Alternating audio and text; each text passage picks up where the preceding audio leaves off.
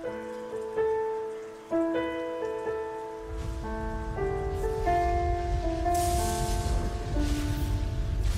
yang dirahmati Allah, tuan-tuan tengok, hari ini ialah berlaku pergolakan dalam dunia Arab. Hari ini di Mesir dah belah Muhammad tu. Hari ini ialah di Algeria. Mungkin kita berbeza pendapat, tapi saya adalah orang yang mengalu-alukan proses pembaharuan yang sedang berlaku di dunia Arab.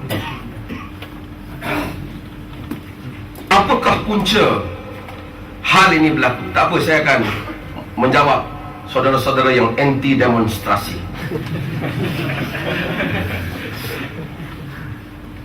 Apakah punca masalah kepada dunia Islam dan kes ini? Allah Subhanahu wa ta'ala dalam surah An-Nisa, kita selalu baca dan ustaz akan baca tentang tanggungjawab taat kepada ulil amri. Allah menyatakan, ya ayyuhalladzina amanu atii'ullah wa atii'ur rasul wa ulil amri minkum. Wahai orang yang beriman, taatlah Allah, taatlah Rasul dan ulil amri di kalangan kamu. Tidak diulang, dan taatlah ulil amri dan ulil amri di kalangan kamu. Para ulama berkhilaf pendapat tentang makna ulil amri. Sebahagian kata ulil amri ialah merupakan khulafa Rasul. Sebahagian menyatakan ialah umara, para pemimpin yang dilantik oleh Rasul. Sebahagian menyatakan para ulama, dan sebahagian menyatakan para pemimpin yang memerintah rakyat. Ayat ini selalu digunakan oleh pemerintah supaya meredakan rakyat, supaya dan taat kepada mereka, sekalipun mereka menghirup darah rakyat. Mereka melakukan pengkhianatan kepada harta benda negara umat Islam. Dan ulama-ulama yang pro rejim dan pro kepada penguasa-penguasa ini, mereka akan bacalah dalil ini, sedangkan mereka lupa untuk membaca sebelum daripada itu. Ayat surah An-Nisa ayat 58, Allah menyatakan, innallaha ya'murukum an tu'addul amanati ila ahliha wa idha hakamtum bainan nasi an tahkumu bil 'adl innallaha na'imma ya'idukum bih innallaha kana sami'an basira. Sesungguhnya Allah memerintahkan kamu supaya kamu memberikan amanah kepada ahli, berikan amanah kepada orang yang layak. Dan ini yang gagal dilakukan dalam dunia Islam, di mana orang-orang yang dilantik ialah orang yang tidak layak, manusia-manusia bawahan yang lekeh, yang tidak ada kualiti kepimpinan, menguasai kebanyakan dunia Islam. Dunia Islam, dunia yang kaya, berada pada kawasan yang paling strategik, ada minyak, ada gas. Umat Islam ialah agama kedua terbesar dalam dunia selepas Kristian, tapi kita melihat kemiskinanlah yang paling teruk dalam dunia Islam. Mereka adalah golongan yang Nabi sebut Ruwaibidah. Dalam hadis yang diriwayatkan oleh Imam Ahmad, Qaraiti, sahihkan oleh Hafiz bin Hajar Asqalani, Nabi menyatakan, inna baina yaday sa'ar sinin khada'ah yusaddaqu fiha al-kadhib wa yukadzabu fiha as-sadiq wa yukhawwalu fiha al-amin wa yu'tamanu fiha al-kha'in wa yatakallamu fiha ar-ruwaybidah. Sebelum berlaku kiamat, akan berlaku tahun-tahun yang menipu manusia. Dikatakan benar orang yang salah, orang yang dusta. Dikatakan dusta orang yang benar. Dikatakan amanah orang yang khianat. Dikatakan khianat orang yang amanah. Dan bercakaplah ketika itu golongan Ruwaibidah. Sahabat bertanya, wa man Ruwaibidah tu ya Rasulullah? Siapakah Ruwaibidah wahai Rasulullah? Nabi menyatakan, tafihun nas yatakallam fi amri 'am Manusia yang lekeh tapi bercakap dalam urusan orang awam. Mereka ini menguasai dunia Islam. Allah kata, Allah memerintahkan supaya amanah beri kepada yang hak. Wa idza hakamtum bainan nasi an tahkumu bil 'adl. Sambung ayat itu. Dan apabila kamu berhukum di kalangan manusia, hendaklah kamu berhukum dengan adil. Ayat ini Allah tuju kepada siapa? Pada para pemerintah. Sebelum Allah menyuruh rakyat taat, Allah menyuruh pemerintah berhukum dengan cara yang adil. Hukum dulu dengan cara yang adil. Apabila kamu hukum dengan cara yang adil, Allah menyatakan innallaha na'imma ya'idukum bih. Allah memberikan kurnianya dengan menasihatkan kamu dalam hal ini. Sesungguhnya Allah itu mendengar, lain maha mendengar, lagi maha melihat. Setelah Allah menyuruh beri lantik pemimpin yang layak, pemimpin yang layak itu hukum rakyat dengan adil, maka Allah pun kata, wahai orang beriman, taatlah Allah, taatlah Rasul dan pemimpin di kalangan kamu. Dan pemimpin di kalangan kamu, kerana mereka telah menunaikan hak keadilan. Ini adalah asas kepada politik. Inilah ada asas kepada ketentraman, keadilan pemerintah dan ketaatan rakyat kepada pemerintah.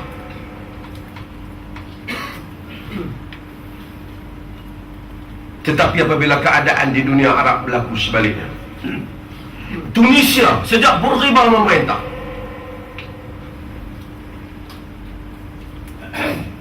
dia orang nak pergi sembahyang Jumaat ni, bin Ali ni dia sambung rakan dia hak lama, sama lah dia orang ni. Orang nak pergi sembahyang Jumaat kerana ada permit tau. Tok Imam diingatkan supaya pastikan yang sembahyang bawa tauliah nak sembahyang. Ada juga. Teringat pula kawan kita. Apa cerita dia 2-3 hari ni? Boleh angkat sumpah tu, okey.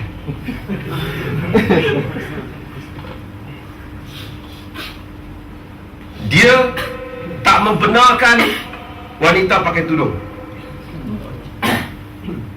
Tuan-tuan, kita mengutuk orang dunia Islam buat demonstrasi kutuk Perancis kerana Perancis tak bagi orang masuk ke universiti pakai tudung. Itu dia negara sekular padat, dia bukan Islam. Orang Islam pergi ke negara dia, dan itu pun dia tak haramkan ke seluruh Perancis, tempat-tempat itu saja. Tapi Zainal Abidin bin Ali tak benarkan rakyat pakai tudung, dan dia menangkap, merampas bukan saja rakyat pakai tudung, anak patung yang bertudung. Ya, kedai-kedai tuan-tuan pergi negara Arab, tuan-tuan tengok anak patung babi tu, dia hak Saudi apa semua ni dia pakai tudung sebab dia jaga dia. Okey lah kan. Budak-budak main tak pakai pun, ya kopok dia buat angin, tapi dia tak nak budak main. Tapi yang pentingnya ialah dia tak benarkan anak patung bertudung tu masuk ke Tunisia. Kau nak masuk mesti tak bertudung. Jangan tanya kekayaan bin Ali. Media Perancis melaporkan isteri dia lari pun 1.5 tan emas. Zalim. Hosni Mubarak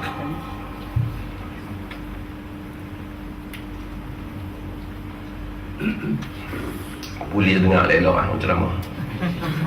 Ustaz gila pun cakap sekali. Ni memang nak ceramah politik pun. Hosni Mubarak, kita kena ambil tahu perkembangan ini. Tuan-tuan, ni sahabat-sahabat sunnah ni, janganlah sampai apa dunia berlaku tak tahu. Kita kena respon kepada benda ni. 30 tahun menguasai Mesir. Tuan-tuan pergi Mesir miskin, tuan-tuan.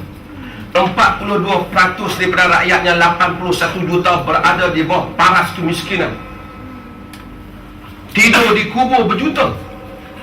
Rumah dia orang, tuan-tuan pergi di Mesir ni, ada ustaz-ustaz Mesir ni.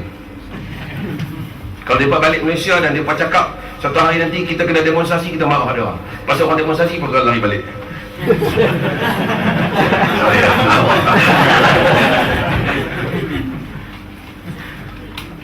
Di Mesir, ini pun satu khurafat Mesir. Kubur dia buat rumah, dia buat binaan di kubur. Yalah, jadi ramai orang pergi tidur di kubur. Ada dinding tau. Wah, tak ada rumah. Rejim dia memerintah.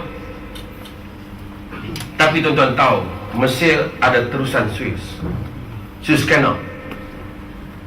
Pendapatan terusan itu kalau dibahagikan pada rakyat Mesir, semuanya cukup. Dia nak lalu tu tax tinggi, bilion dia dapat. Dia ada gas yang disalurkan pada Israel. Rakyat Israel membeli gas Mesir lebih murah daripada rakyat Mesir sendiri. Dia ada sungai Nil yang tak dimajukan. Rakyat hidup dalam keadaan miskin, zalim. Mubarak ada 90 bilion US. Anak dia ada berapa? 40 bilion. Tuan-tuan, dunia Islam malu, miskin kerana orang macam ni. Kita ada Syria, kita ada Morocco, ada Yaman, dan ada semua rejim-rejim Arab ni. Apa kita tak menderita?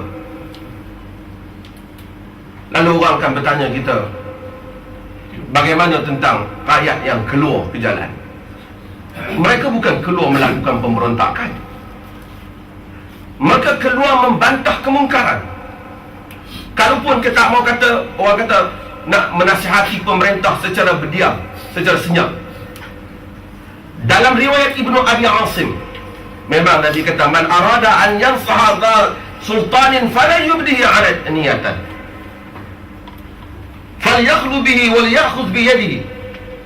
Siapa yang nak menasihat orang yang ada kuasa, jangan secara terang-terang, bersendirian dengan dia dan pegang tangan dia. Ini taujid Nabi. Tapi mereka bukan nak nasihat, mereka nak bantah kemungkaran dia. Ini bukan urusan peribadi. Kau pemimpin ni rajin duk pergi buat kerja tak senonoh, minum arak, kita jumpa dia pelan-pelan. Apatah pula pemimpin pada zaman Nabi, pada zaman Umar, pintu rumah pun tak ada. Bolehlah, Assalamualaikum Amirul Mukminin. Apa Amirul Mukminin buat perangai tak elok? Cakap dah. Slow. Sekarang mana boleh? Nak jumpa kata miskin berapa banyak mereka punya ni. Ini pandangan yang tidak praktikal. Kalau urusan peribadi, okey, kita pergi jumpa. Tapi ini urusan kezaliman umum. Nabi SAW apabila dalam hadis yang diriwayatkan oleh Al-Hakim dengan sanad yang sahih, apabila satu orang mari mengadu kepada Nabi SAW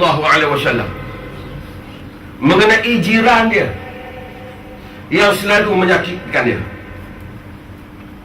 Nabi kata kepada dia, akhris mata'aka wada'hu 'ala at-tariq. Keluarkan semua barangan kau dan letak kat jalan. Dia ni pun balik, ambil barang dia, letak kat jalan. Bila dia letak kat jalan, orang yang lalu semua duk tanya, apa pasal kau dengan barang kau kat jalan semua ni? Dia kata, inna jari yu'zini, sesungguhnya jiran aku menyakitkan aku. Dalam riwayat Al-Hakim dan juga riwayat Al-Bazzar, dia menyebut bahawa mereka kata, Allah mal'inhu, Allah makhzih. Orang awam kan tahu kan, ya Allah laknat dia, laknat jiran tu. Ya Allah bagi rugi dia.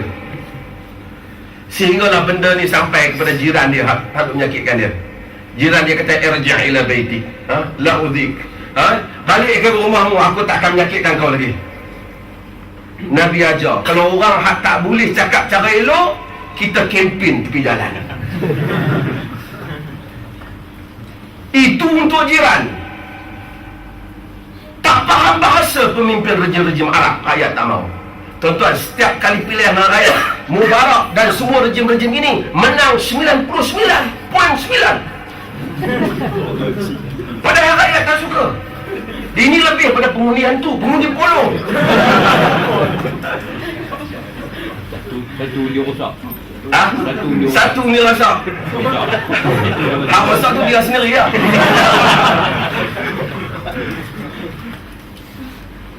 Zalim. Adakah kita nak bagi tahu bahawasanya demonstrasi tak syar'i? Saya ingin menyebut Islam melarang keluar memerangi pemerintah dengan senjata. Ya. Islam melarang memiliki hamun orang. Ya. Tapi rakyat Mesir tidak membawa senjata. Mereka keluar di jalan. Ada orang cuba nak hujah. Saya duka cita sebahagian hatta ulama-ulama daripada aliran Salafi sendiri mengeluarkan fatwa 2-3 hari ini tentang masalah haram rakyat Mesir untuk berdemonstrasi. Mengapa selama ini kamu tak keluarkan haram pemerintah Mesir untuk membuat apa yang telah mereka lakukan? Bukan Mesir, semua rejim-rejim ini. Ada orang kata demonstrasi Nabi tak pernah buat. Tuan-tuan, saya ingin mengajak kita kembali kepada asas dalam memahami prinsip Islam. Dalam urusan ibadat haram melainkan ada dalil. Dalam urusan muamalah, siasat boleh melainkan ada dalil yang larang. Kalau nak kira Nabi tak pernah buat, Muktamar PAS Nabi tak pernah buat, dan Perhimpunan Agung UMNO Nabi tak pernah pergi.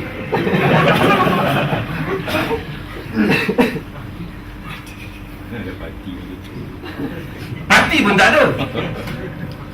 Tetapi ini adalah urusan muamalah. Mufti Ali Jumu'ah hari ini dia keluar, dah tak jadilah fatwa dia pun. Tak lagi keluar kerana mengalu-alukan Husni Mubarak dengan langkah pembaharuan. Kerana Husni Mubarak nak selesaikan hari itu semua masalah ni dalam masa 7 bulan. 30 tahun dia gagal, 7 bulan dia boleh buat. Ulama-ulama kena sensitif dalam hal yang seperti ini. Nabi SAW menyebut, innahu sayakunu ba'di umara yadhibuna wa yadhlimun faman saddaqahum bikadibihim wa a'anahum ala dhulmihim falaysa minni wa lastu minhum wa laysa biwaridin ala al-hawd wa man lam yusaddiqhum bikadibihim wa lam yu'inhum ala dhulmihim wa huwa minni wa ana minhum wa huwa waridun ala al-hawd. Riwayat Al-Bazzar. Akan ada selepas aku ini pemimpin-pemimpin yang zalim dan bohong. Siapa yang menolong, membenarkan pembohongan mereka dan menolong kezaliman mereka, mereka bukan di kalangan aku dan aku bukan di kalangan mereka, dan mereka tak akan dapat meminum air telaga Kautsar. Sesiapa yang tak membenarkan pembohongan mereka dan tak menolong kezaliman mereka, mereka daripada aku dan aku daripadanya, dan mereka akan meminum air telaga Kautsar. Kita tidak menyeru kepada keluar, dan kita menyatakan haram keluar untuk melakukan merosakkan harta awam. Tetapi tetap rakyat Arab ada hak untuk keluar menyatakan bantahan atas kekejaman selama yang dilalui oleh mereka. Dan dunia Islam mesti berubah. Kalaupun tidak boleh berubah kepada sebuah negara yang mereka namakan Islamic State dengan tahrifan yang berbeza-beza, dan kita punya pandangan beza tentang wujudan Islamic State dan seumpamanya. Tapi ubahlah kepada apa yang dikatakan negara yang lebih adil kepada rakyat. Perlu hal ini kita perkatakan. Demokrasi juga soal itu. Sekarang timbul demokrasi tak ada syar'i tak syar'i. Demokrasi bukan bahasa Islam. Okey, demokrasi memang bukan berasal daripada Islam, tapi banyak perkara dalam demokrasi lebih mendekati Islam dibandingkan diktatorship, pemerintahan kuku besi yang menimpas umat Islam. Adalah tak adil apabila orang bercakap nak demokrasi, kita hentam, kita buat keluar hukum hakam syarak, semasa orang melaksanakan sistem diktator, kita mendiamkan diri. Umat Islam mesti bijak dalam hal ini. Walaupun yang mengaji apa tuan-tuan pergi ke internet, fatwa macam-macam akan dikeluarkan. Saya nak menyentuh sikit tajuk ni supaya kita dapat melihat keluasan konsep ini. Nabi SAW dan sahabat, apabila Rom berperang dengan Parsi, turun surah Ar-Rum, hati sahabat bersama Rom, tidak bersama Parsi. Walaupun Rom itu Kristian dan Parsi itu adalah Majusi. Tapi antara Kristian dengan Majusi, baiklah Kristian daripada Majusi. Maka sebab itu pada hari Rom menang, Allah menyatakan wa yauma idzin yafrahul mu'minun dalam surah Rum. Pada hari itu orang mukminin suka. Bukan kerana apa? Kerana sekurang-kurangnya ini Kristian nak dibandingkan dengan Majusi. Maka ustaz-ustaz kita tak padan untuk berceramah pada musim ni tentang haram demonstrasi dan demokrasi. Dua-dualah demokrasi. Tak padan. Kita selalu salah fokus. Maka sebab itu, mudah-mudahan Allah Ta'ala merahmati kita semualah hal ni. Dan saya inilah mukadimah ringkas pada sesi soal jawab pada hari ini. Silakan.